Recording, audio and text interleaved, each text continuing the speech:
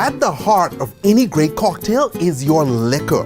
And I'm going to teach you what you need to know about the 6 main types of liquor, like whiskey, tequila, and how they differ from a liqueur like Grand Marnier. So let's dive into Liquor 101. Now we're going to be teaching you how to make delicious drinks. But in order to do that, you need to know which alcohols to use and when and how to mix them together. Right off the bat, we're going to be working with liquors and liqueurs.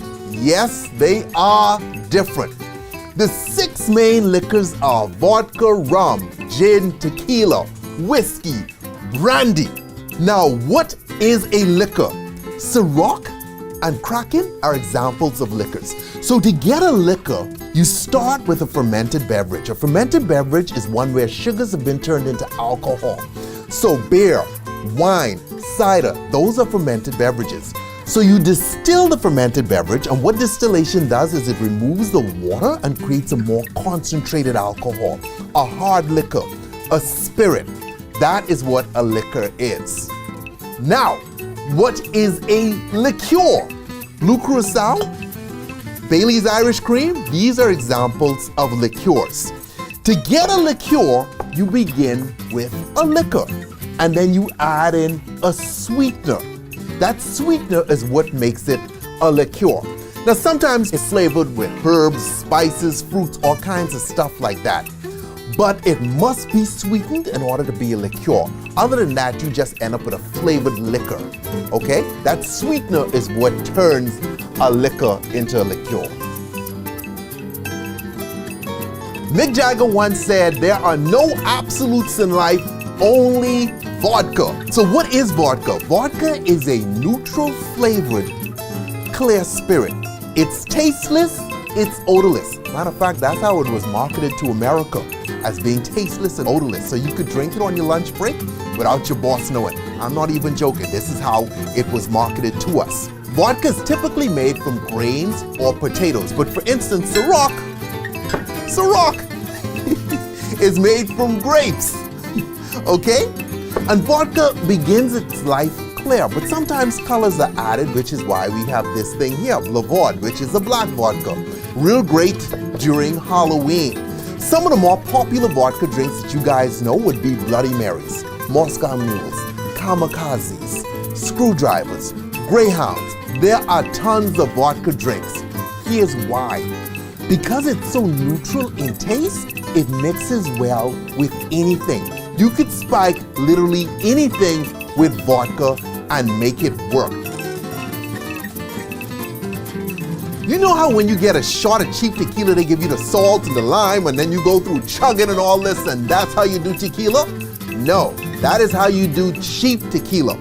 Quality tequila, the high-grade stuff, is meant to be sipped. You don't need all this salt and lime, okay? It's delicious, and it's supposed to be nice and smooth.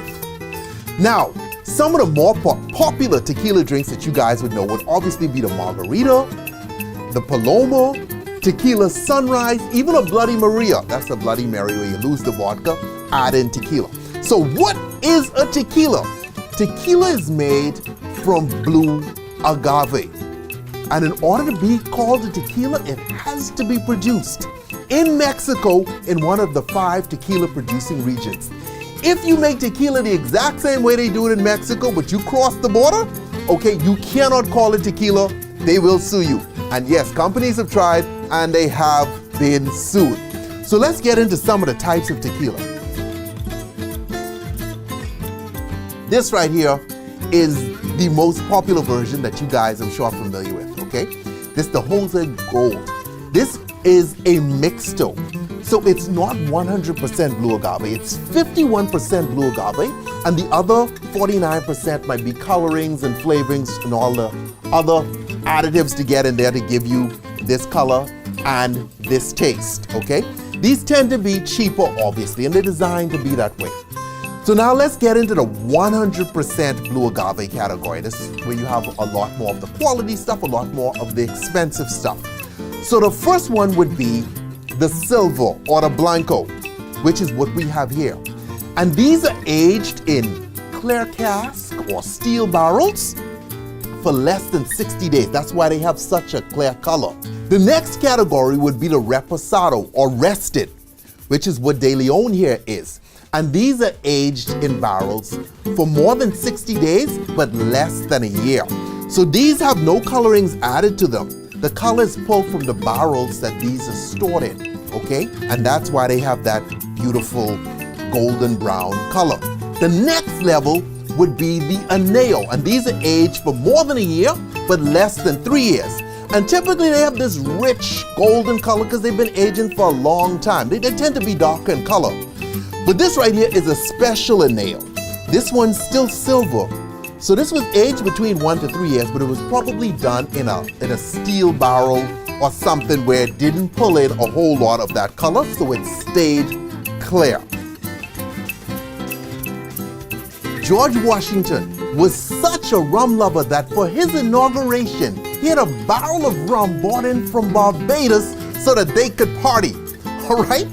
Some of the most popular rum drinks that you guys are familiar with would be mojito, daiquiri, pina colada, dark and stormy. There are tons of fun rum drinks. I grew up in the Caribbean, so rum is one of my favorite categories.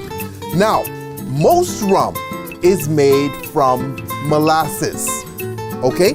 And they begin here as a nice clear liquid like this, like the Bacardi white rum or silver rum or light rum. They all the same thing, light, silver, white.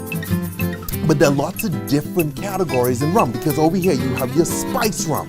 Bacardi has a nice smooth one. You have the Captain Morgan that's a bit more spicy and not as smooth as this. And they have a lot of herbs and spices in there that add in that spiciness. Then you have your dark rum category. And these are ultra flavorful and an acquired taste. Because tasting one of these for the first time, you go, oh my God. But they have to be, you can sip them. There are a lot of people sip these.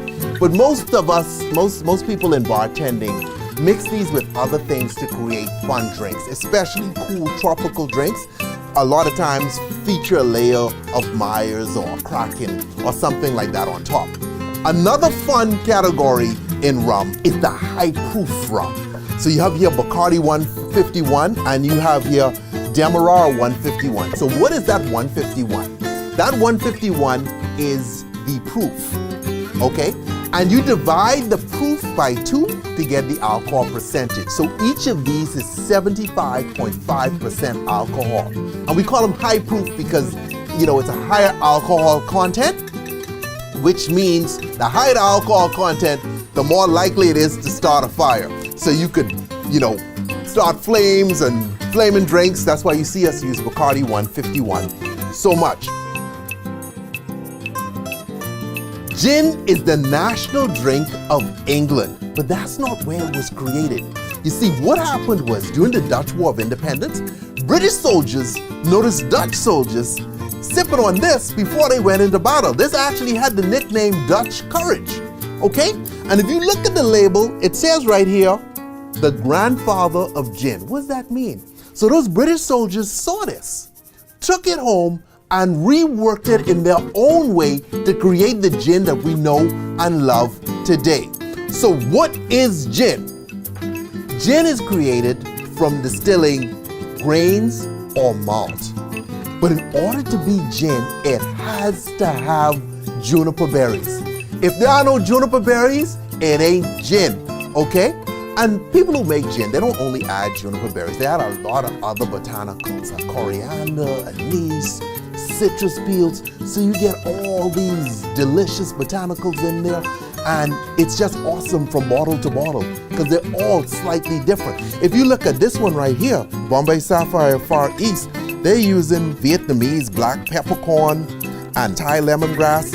I mean, they really go crazy in some of the gins out there today, and it is awesome. Some of the most popular gin drinks that I could think of right now would be Gin Fizz, Ramos Gin Fizz, Aviation, gin and tonic. That's super popular, okay? Is it basic? Yes, but it basically tastes good too.